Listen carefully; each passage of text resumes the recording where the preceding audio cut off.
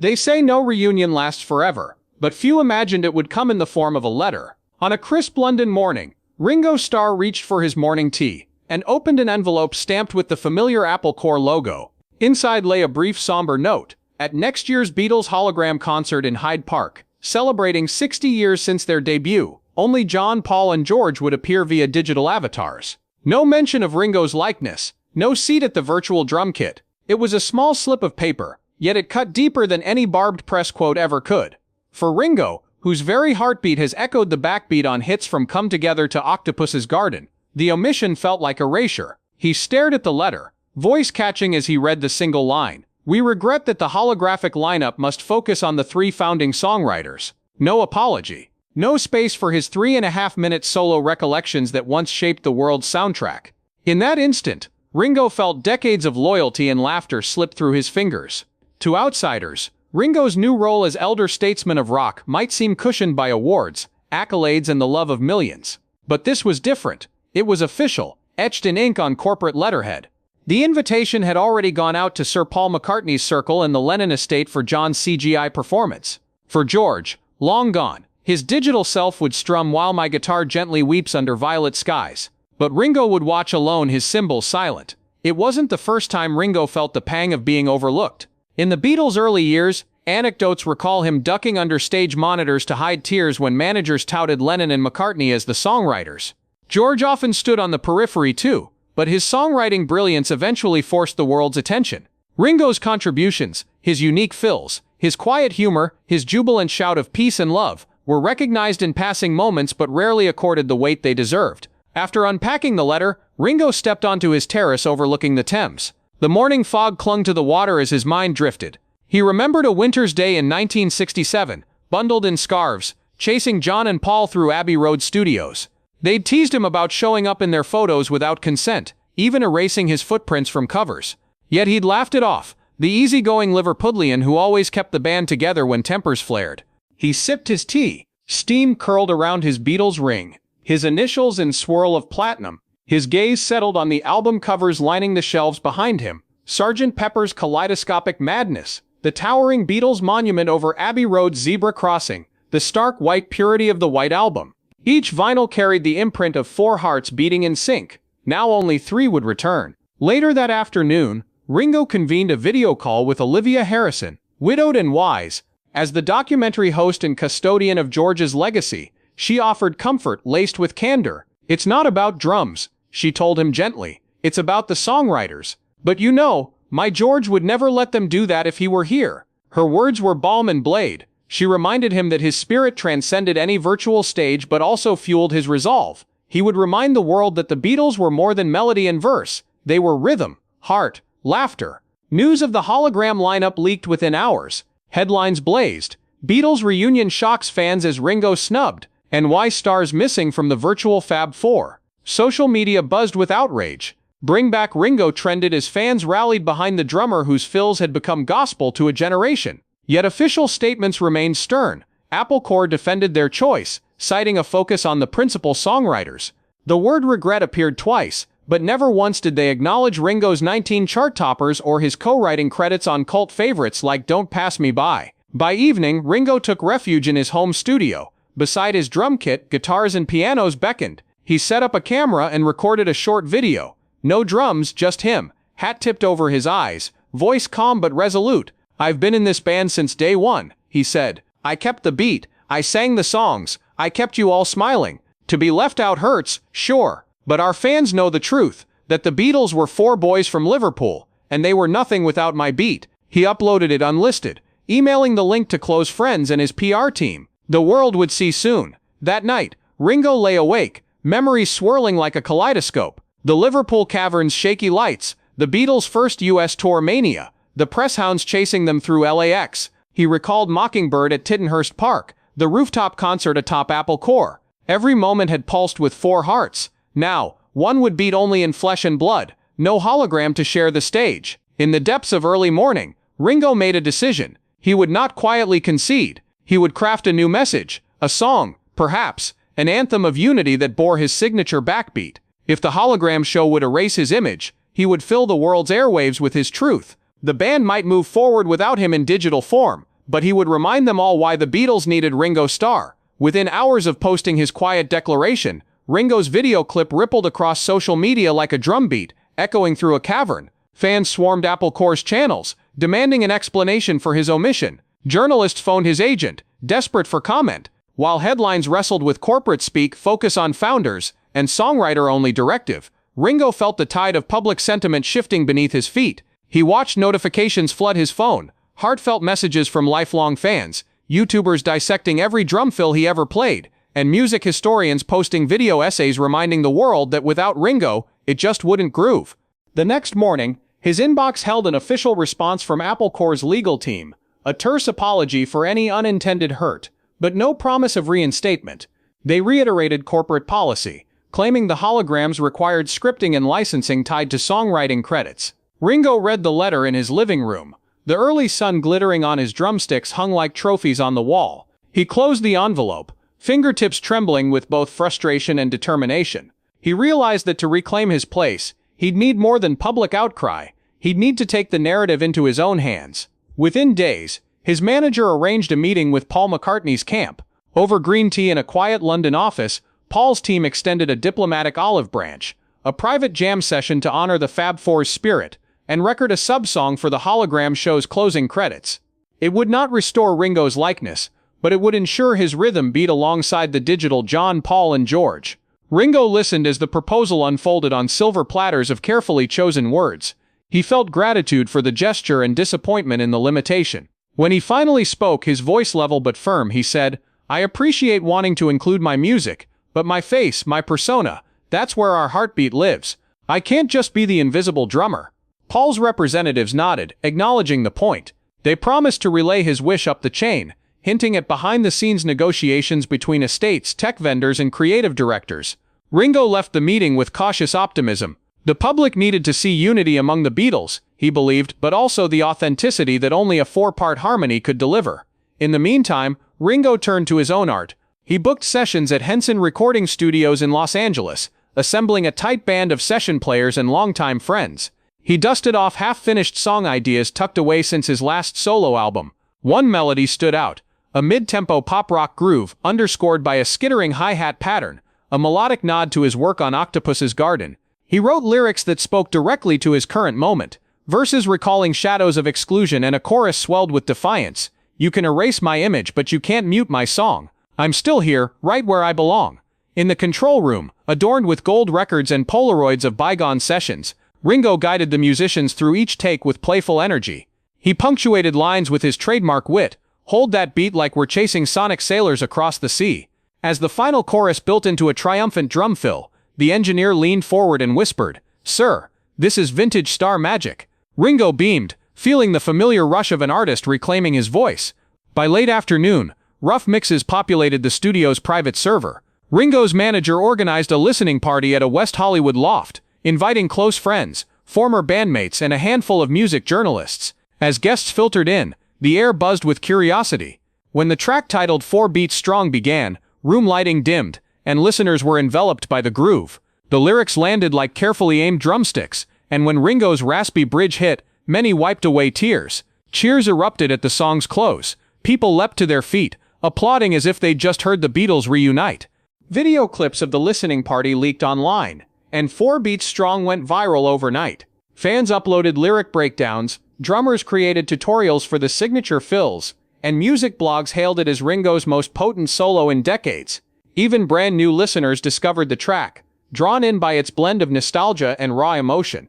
Streaming numbers skyrocketed, reaching the top of rock charts within 48 hours. Pressure on Apple Corps intensified. Within a week, their social feeds pivoted. Along with promo material for the hologram concert, they shared a short statement acknowledging 4 Beats Strong as a celebration of Ringo Starr's enduring contribution. They announced a surprise collaboration, a promotional video for the hologram show featuring the new song as its soundtrack, and fleeting silhouette shots of Ringo in shadow. While still no full hologram appearance was confirmed, the move hinted that Apple Corps recognized the public's call for restoring Ringo's presence. As news outlets picked up the story, Ringo posted a second video message. Gratitude for fans, a nod to Paul and Olivia Harrison for advocating on his behalf, and a tease that I'll see you in Hyde Park one way or another. Comments surged with optimism and love. While negotiations continued behind closed doors, Ringo's script had flipped. Rather than waiting for inclusion, he'd created a movement no corporation could ignore. The echo of his tom-toms had become a rallying cry, reminding the world that the Beatles were never just three parts, but a quartet united by four distinct voices and one unstoppable beat. As the viral enthusiasm for 4 Beats Strong reached a fever pitch, Ringo knew the next battle would be waged in boardrooms as much as concert halls. He flew to London, arriving at Apple Corps' Savile Row offices under a discreet escort. Tabloid photographers snapped silhouettes through frosted glass as he entered a marble-paneled conference room. Inside, executives in navy suits offered stiff greetings and poured water into crystal tumblers. Ringo chose a seat at the head of the table, surrounded by CGI specialists, legal counsel and hologram producers. The air hummed with anticipation. He cleared his throat and began with measured calm. "Thank you for hearing me. 3 holograms without the 4th man is not the Beatles, it's a partial truth." He let that sink in before unveiling his proposal. Pulling a USB drive from his jacket pocket, he connected it to a presentation screen. Up popped storyboards, recording session photos, and mock-ups of a 4th hologram silhouette. He walked them through a phased approach. First, integrate simple drumming sequences mapped to his original performances. Next, sculpt a realistic Ringo avatar using archival footage and 3D scanning of his current visage. Finally, sequence a 4-part interactive segment at the concert's climax, where the crowd would trigger each Beatles appearance with light-up wristbands. He offered to lend his own band to record fresh drum tracks synced to the show's set list. Executives shifted in their chairs, eyes widening at the creativity. Legal counsel interjected, voicing standard copyright concerns, matching licensing rights for Ringo's performance, negotiating royalty splits, and securing clearances from the Lennon estate. Ringo nodded, acknowledging their points, and invited them to negotiate in good faith. "We've already seen what happens when publication rights are ignored," he said, referring to the unauthorized Lennon biography. "Fans rejected the corporate narrative and embraced my song. Let's not make them choose sides again." His words landed like a steady snare beat, commanding room-wide attention. Over the next 3 hours, the discussion moved back and forth between technical feasibility and brand integrity. Ringo stayed focused, countering objections with data from streaming services and ticket pre-sales showing how fans were gravitating toward his anthem. He referenced sold-out listening parties in Tokyo and Sao Paulo, and pointed to petitions exceeding 1 million signatures demanding full quartet representation. "The numbers are clear," he said. "You risk turning a celebration into a protest if this lineup remains incomplete." Finally, the CEO leaned forward and offered a compromise. Ringo would record a short cameo performance of "With a Little Help from My Friends" to insert mid-show as a holographic surprise. His figure would emerge from behind the stage in silhouette before stepping into full light. It wasn't the full-length set he envisioned, but it was a step toward restoring balance. Ringo considered the gesture. He knew fans would relish even a cameo, and it would pave the way for deeper inclusion in future shows. With a nod, he accepted, on one condition, that the announcement be made publicly, crediting each Beatle equally. The CEO agreed, and the room exhaled. Back in his hotel suite, Ringo reflected on the resolution. The victory felt bittersweet. He'd fought for recognition of the drummer's role, and won, yet the hologram series remained limited. Still, he understood the value of compromise in preserving the Beatles' legacy for fans of all ages. He phoned Olivia Harrison to relay the outcome. Her laughter crackled through the line as she congratulated him on navigating corporate waters with diplomacy and heart. 2 weeks later, an official press release blasted across media wires. Ringo Starr joins Beatles hologram concert with special appearance. Public response was immediate and jubilant. Fans shared memes of a 4-Beatle lineup, and music commentators praised Ringo's tenacity. The tone had shifted. No longer stories of snubbed legend, but celebration of the full quartet reunited in spirit. Behind the scenes, Ringo immersed himself in final preparations. He revisited Henson Studios to refine his cameo performance. This time, he recorded isolated drum stems for "With a Little Help from My Friends," imagining each tap, crash, and roll echoing across Hyde Park. He filmed green screen footage dancing and waving to an imaginary audience, trusting the hologram technicians to transpose his gestures onto a digital Ringo. During late-night editing sessions, he watched playback of his recorded avatars melding with John, Paul, and George in vintage clips. The emotional weight surprised him. His eyes glistened as he saw 4 boys from Liverpool smiling back, whole again. On the eve of the concert, Ringo flew to London one last time, camera crews trailing. He spent the evening meeting key technicians, discussing lighting cues and ensuring his hologram would blend seamlessly. Before stepping onto the empty Hyde Park stage, he whispered into the microphone, "Peace and love to the Fab Four." That private moment belonged only to him, the calm before the greatest four-part harmony the world had ever known. In the early hours of the concert day, Hyde Park's sprawling lawns were already humming with anticipation. Fans streamed through gates, clutching vintage Beatles t-shirts and waving hand-lettered signs. Some wore holographic glasses in hopes of a full immersive experience. Vendors hawked records and lemonade, while buskers riffed on Beatles classics. The air felt electric, like the first U.S. invasion in 1964, yet shadowed by the memory of Ringo's absence in the hologram lineup. Murmurs of "Bring Back Ringo" echoed among the crowd. Backstage, excitement mingled with nerves as technicians ran final checks on projection equipment and sound mixers dialed levels for a seamless fusion of live and digital. Ringo stood just off stage, hearing his new track 4 beats strong pulse through speakers as a prelude. Feeling the familiar rumble underfoot, an echo of decades behind the kit, makeup artists applied finishing touches to his silhouette hologram suit, ensuring every detail from his trademark hat to the drumsticks clutched in his hands registered faithfully. At 8 o'clock sharp, producers queued up the opening sequence. Paul's hologram materialized, strumming the first chords of "I Saw Her Standing There," followed by John's apparition singing with spectral grace. Then George's silhouette shimmered into view, guitar in hand. The crowd erupted with cheers, phones held aloft to capture history. Moments later, the stage dimmed, and a hush fell. Anticipation crackled in the air. A spotlight flickered center stage, and all eyes turned toward Ringo's expected arrival, only to see emptiness.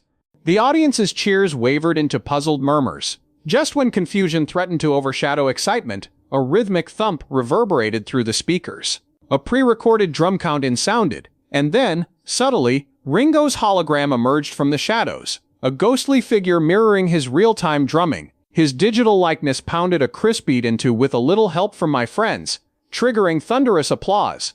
Thousands roared as the fourth Beatle completed the quartet, his presence transforming frustration into jubilation. Here was Ringo, at last, in perfect harmony. In that electrifying moment, Ringo's real-life self stood in the wings, watching a digital reflection of decades of memories come to life. He clapped with the audience and felt tears sting his eyes as the hologram raised one drumstick in salute. Nearby, Paul and Olivia beamed at each other, emotion thick in the air. Cameras captured close-ups of fans wiping tears and hugging strangers, proof that the Beatles' magic remained alive, made even more potent by the restored completeness of all four members on stage.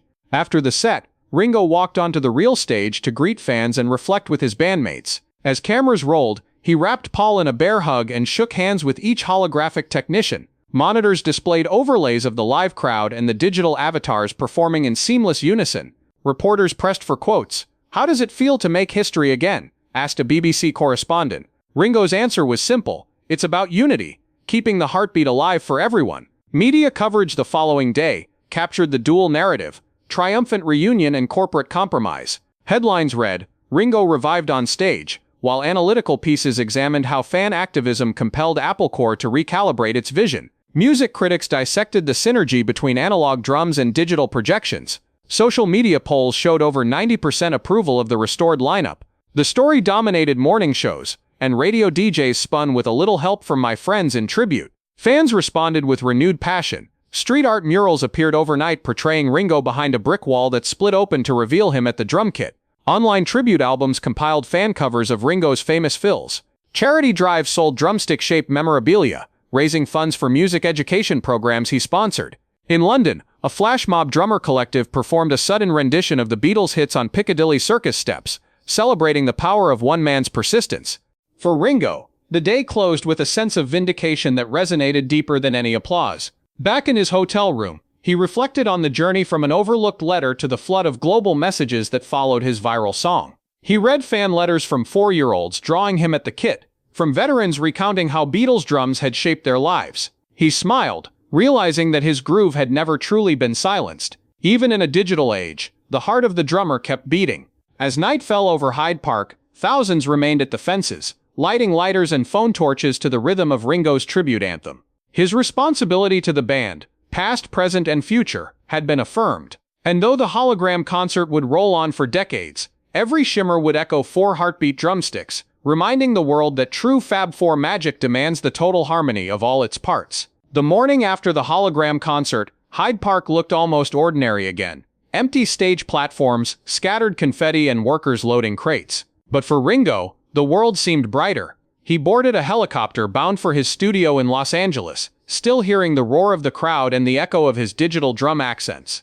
On the flight, he scrolled through testimonials, fans describing how they sobbed when his silhouette appeared, musicians posting covers of 4 Beat Strong, and cultural commentators debating the ethics of digital resurrection. None of it was small. It was proof that his insistence on inclusion had grown into something far larger than any single performance. Back at his LA studio, Ringo convened his small team engineers, publicists, and longtime friends to reflect on lessons learned. They pored over data from ticket sales, which showed a spike in concert attendance once his cameo was confirmed. Streaming figures for his new song held steady in the top 10 rock charts. Even the vintage Beatles catalog experienced renewed interest, as new listeners dove into the archives to hear the original 4-part Magic. These numbers mattered to record executives, but Ringo cared most about the letters. A soldier in Bosnia who said the restored lineup made him feel closer to home. A teen in Melbourne who wrote she'd never felt seen at school until she saw her idol fight for recognition, and a budding drummer in Detroit who credited his own growing career to Ringo's refusal to be ignored.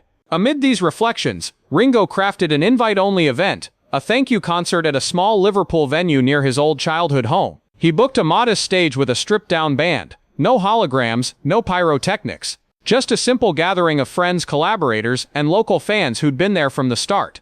Word leaked only through a few trusted newsletters and community radio spots. On the night of the show, 1,000 people showed up, lining the cobblestone streets outside the Cavern Club. Ringo took the stage in a classic black suit, greeted by cheers that felt both intimate and electric. He launched into a setlist blending Beatles classics and his own post-hologram anthem. When he introduced 4 Beat Strong, the crowd joined him on every lyric, turning the song into a communal vow, unity through rhythm.